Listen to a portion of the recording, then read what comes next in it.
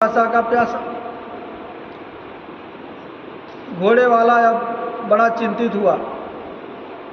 जो व्यक्ति रहट चला रहा था वो बहुत बुद्धिमान था। उसने कहा कि रहट चलती रहेगी और घोड़े के पीठ पर तुम सहलाओ, गर्दन को, पीठ को थपथपाओ। इसी आवाज़ में घोड़ा पानी भी पी लेगा, रहट भी चलेगी।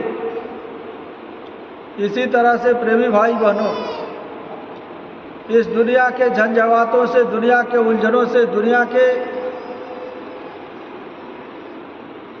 तरह तरह के परेशानियों से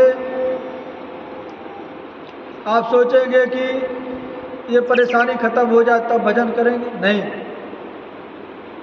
भजन नित्य नियम से कुछ भी हो जाए आपको करना है।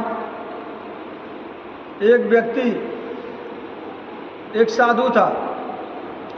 नदी के किनारे साधु जी गए और नदी का पानी पूरब से पश्चिम की तरफ बह रहा था। साधु जी वहाँ बैठ करके सुबह से दोपहर, दोपहर से शाम, शाम से रात, दूसरे दिन लगातार बैठे रहे।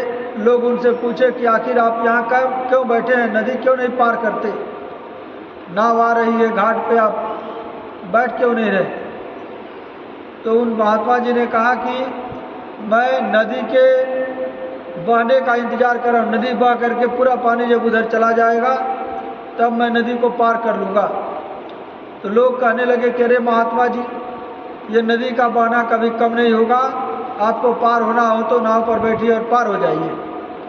महात्मा जी ने कहा कि यही बात तो मैं आप लोगों को समझाना चाहता हूँ कि ये 60 साल, 70 साल, 100 साल की ज़िंदगी में आप सोचते हैं कि दुनिया के काम हम जवानी में कर लें और भजन बुढ़ापे में करेंगे।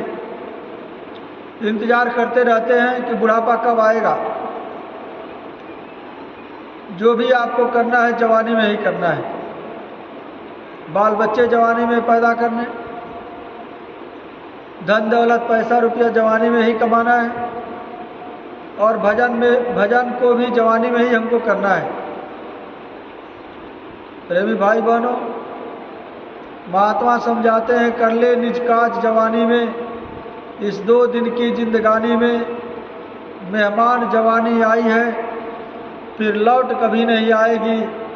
आए मूढ़ इसे मत खो देना, तो किससे और कहानी में।